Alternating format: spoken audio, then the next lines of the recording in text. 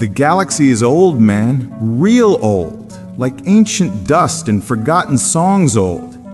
We, the big brains of the Galactic Consensus, we had it all figured out. We'd seen it all 1,000,000 times over. A species gets smart, makes fire, makes guns, makes spaceships, then either gets all cosmic and peaceful or blows itself to bits. Standard procedure. Textbook. We were the guys with the clipboards watching the universe tick by, and we were bored out of our skulls. Then we found Earth, and let me tell you, it blew our whole dang system wide open. We rolled up on this little blue rock in the Orion Arm, and the data started pouring in, and it made 0 sense. The dominant life form, these humans, were a walking contradiction. They were soft, squishy things. Their bones snapped if you looked at them wrong. Half the plants on their planet could kill them, and the weather straight up tried to murder them on the regular. It was a death world, no question. But these lunatics were everywhere. From the ice caps to the deserts, they were building stuff and making a racket. Our first report basically said, weirdos, probably gonna off themselves in a few hundred years. Keep an eye on them.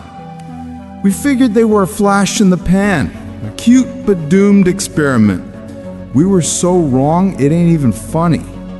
The first thing that broke our brains was their sheer stubbornness. It ain't just survival instinct, every animal has that. This was different. This was a pure screw you attitude towards the universe itself. We watched one of them get buried under a mountain after a quake, and instead of just checking out, he stayed alive for days by sipping his own sweat and chewing on his shirt. Meanwhile, his buddies were digging through solid rock with their bare hands until their fingers were bloody nubs.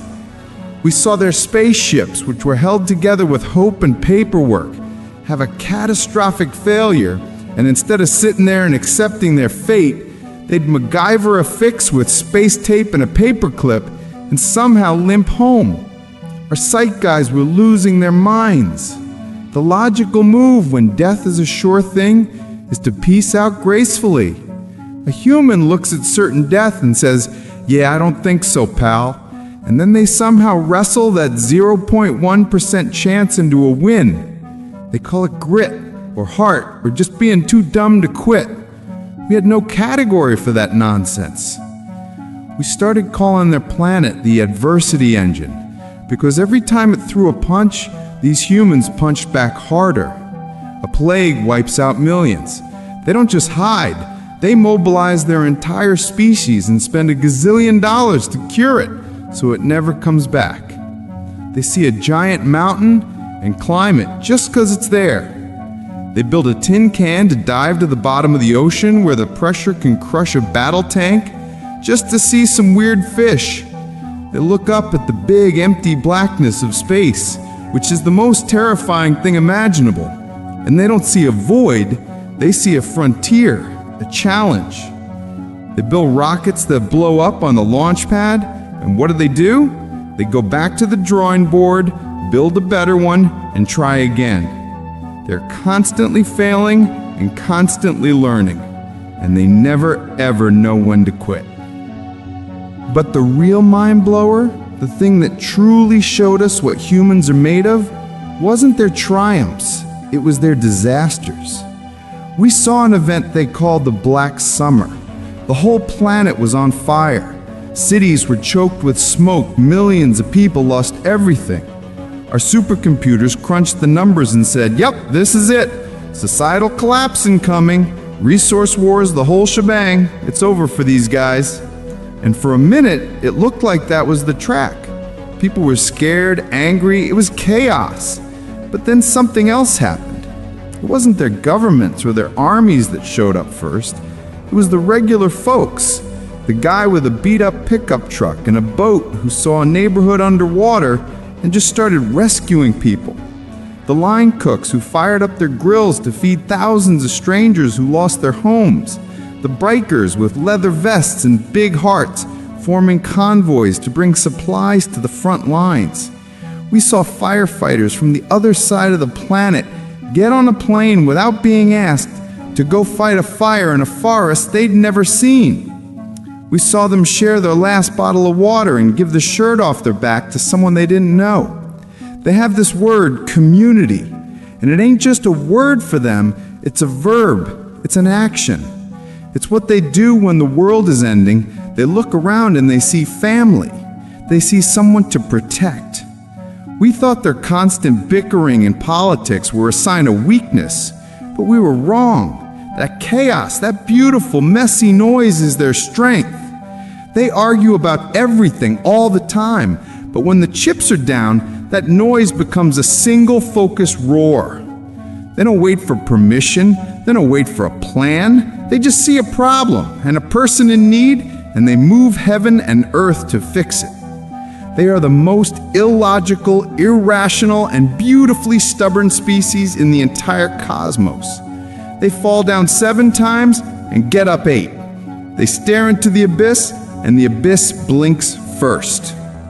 So when the Scourge finally came, a devouring swarm from another galaxy that ate worlds and shattered fleets, the consensus was ready to fold. We had calculated the odds, and the odds were we were toast. Our perfect logical societies began to fracture under the strain of certain defeat. We had accepted our fate. We were preparing our final elegies for the great record. And then a single tight beam transmission came from the Sol system. It wasn't from their unified government. It was from some admiral in their combined fleet. And the message was just 3 words.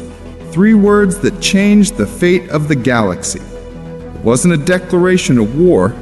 It wasn't a plea for mercy. It was just a simple statement of fact. It said, "We are here." And then they arrived. Their ships were not elegant. They were blocky, brutal things covered in guns and armor and welds that looked fresh. They had not come to die gracefully. They had come to work.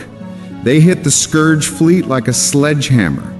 They didn't fight with perfect formation or elegant tactics. They fought like they lived, with a brutal, relentless pragmatism. They would lose a ship, and 2 more would take its place, firing until their guns melted. They would ram a Scourge Leviathan if they had to. They took losses that would have broken any other fleet in the consensus, and they just kept coming. They were not super soldiers. They were not invincible. They were just humans, and they had decided that the Scourge was a problem, and they were not going to let it stand. And in the aftermath, as the galaxy stared in stunned silence at the wreckage of the defeated Scourge, we finally understood. Humanity's greatest strength is not their technology or their toughness. It is their refusal to accept a universe that says no. They are the universal constant of defiance, the living embodiment of hope. They are the ones who will always, always get back up. And we, the ancient and wise Galactic Consensus, we finally learned the most important lesson in the universe. Never bet against the guys from Earth.